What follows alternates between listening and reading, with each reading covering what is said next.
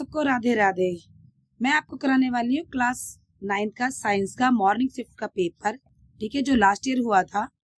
ठीक है, तो ये हिंदी इंग्लिश मीडियम में मैं दोनों दिखाऊंगी और MCQ सबसे पहले सॉल्व करते हैं। तो देखिए, पहले का उत्तर ये है। ठीक है, यहाँ मैं क्वेश्चन नहीं पढ़ रही, क्वेश्चन पढ़ने से ज्यादा वीडियो लंबी हो जाती है और आप छोटे बच्चे नहीं हो जो आपको पढ़ के बताया जाए। आप क्वेश्चन को दिख रहे हैं आप आराम से, उनके आंसर आप देख सकते हो।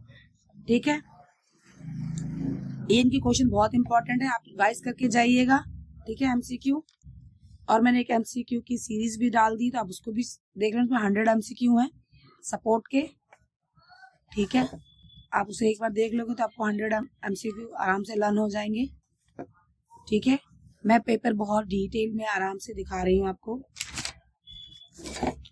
ताकि आप इसे अच्छे से लर्न कर सकें और अच्छे से याद भी कर पाएं। और इसे कोई बच्चा सॉल्व करना चाहता है तो आराम से इसे सॉल्व भी कर सकता है। ठीक है, इसकी शॉर्ट्स में भी वीडियो अवेलेबल है और लॉन्ग में भी। कभी कभी क्या होता है, शॉर्ट्स में वीडियो बहुत जल्दी जल्दी भागती है, तो मुझे क्लियर नहीं होती, तो बच्चों को कैसे क्लियर होगी। तो मैंने थोड़ी वीडियो ज़्यादा नहीं 5 मिनट्स की बनेगी और आपको इसमें पेपर बहुत डिटेल में दिखेगा। ठीक है, अगर मेरी वीडियो अच्छी लगी तो प्लीज़ चैनल को लाइक कीजिएगा, सब्सक्राइब कीजिएगा और अपने फ्रेंड्स को शेयर कीजिएगा, ताकि उनको भी फ़ायदा मिल सके। और आप शेयर करोगे तो मुझे भी फ़ायदा मिल सकेगा और मैं मोटिवेट होंगी और भी अच्छी अच्छी वीडियो बनाने की कोशिश करूँ। ठीक है,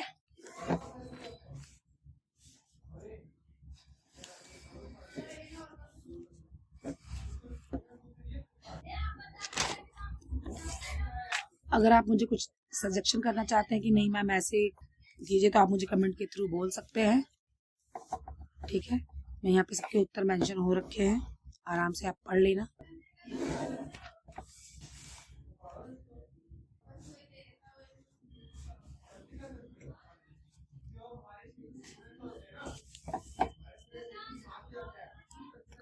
ठीक है, अब आ जाते हैं आपके सेक्शन खा पे। देखिए, वाष्पीकरण की गुप्त ऊष्मा परिभाषित करो। उबलते पानी की आपकी किसकी वाष्पीकरण गुप्त ऊष्मा अधिक होती है? वाष्पीकरण दर की वृद्धि के लिए कौन से कारक जिम्मेदार हैं? तो यहाँ ये पता है कि भाप वाली जलन ज्यादा होती है उबलते पानी के मुकाबले। और दर की वृद्धि के लिए कौन जिम्मेदार कारक है? पदार्थ की 3 अवस्थाओं का वर्णन कीजिए, ठोस, द्रव, गैस।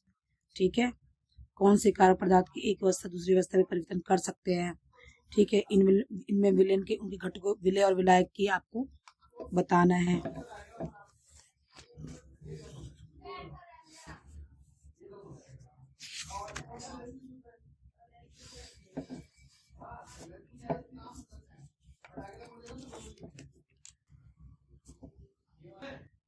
ठीक है, तो यहाँ पे आपका सेक्शन ये देखिए 24 क्वेश्चन। ठीक है, गुरुत्वाकर्षण का नियम जरूर याद रखना है। पाद कोशीय जंतु कोशीय का चैप्टर जरूर आपको ध्यान से याद रखना है, पढ़ना है इसको। अब ये रासायनिक और भौतिक परिवर्तन, इनसे कौन सा क्या है? ठीक है, तो इसमें भौतिक और रासायनिक करना है और एक A2। ठीक है, इसको सॉल्व करना बहुत इजी होता है। ये क्वेश्चन पक्का एक पेपर में आएगा, तो इसकी रिवीजन कीजिएगा आप। ये वाला क्वेश्चन लास्ट पेपर कई बार पूछा गया, तो इसको जरूर रिवाइज कर लीजिएगा। ठीक है, देखिए यहाँ पे क्वेश्चन मुझे, और गति के नियम जो भी हैं वो भी याद कर लीजिएगा, क्योंकि इनमें से कोई नियम जरूर पूछा जाएगा आपसे। ठीक है, ऐसे इंग्लिश में ही। ठीक है, सेक्शन C,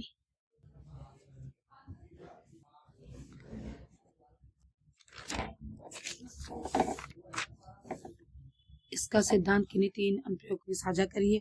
ये वाला चैप्टर जरूर पढ़िएगा, क्योंकि ये क्वेश्चन ही का आंसर जरूर लर्न कीजिएगा। मैंने अभी 3 या 4 पेपर सॉल्व किए, इसमें ये बार बार पूछा गया है। ठीक है, जो मैं इम्पोर्टेंट बोल रही हूँ बार बार, और एक ये वाला। ठीक है, मैं दिखा रही हूँ। ठीक है, लोहे की कील डूब जाती है जबकि कार पानी की सतह पर तैरता है। कारण दीजिए। किसानों द्वारा उपयोग की खाद रोग किस प्रकार भिन्न है और कार्बनिक खेती अपनाने की सलाह क्यों दी जाती है? ठीक है, यहाँ पे खंड खाद चालू हो गया आपका।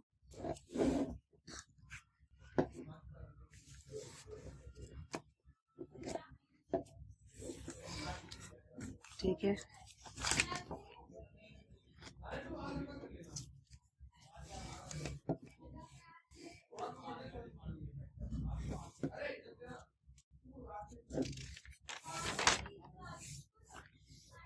ये क्वेश्चन गति और बीच की दृष्टि बाधित बच्चों के लिए है। समस्थानिक और संभारिक के बीच में अंतर।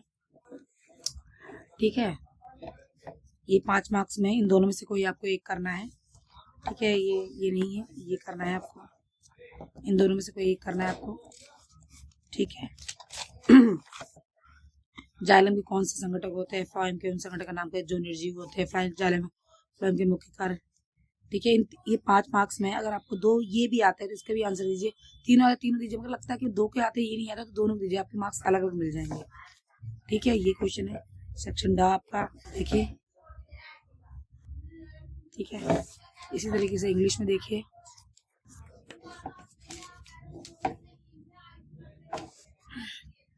और सेक्शन ई।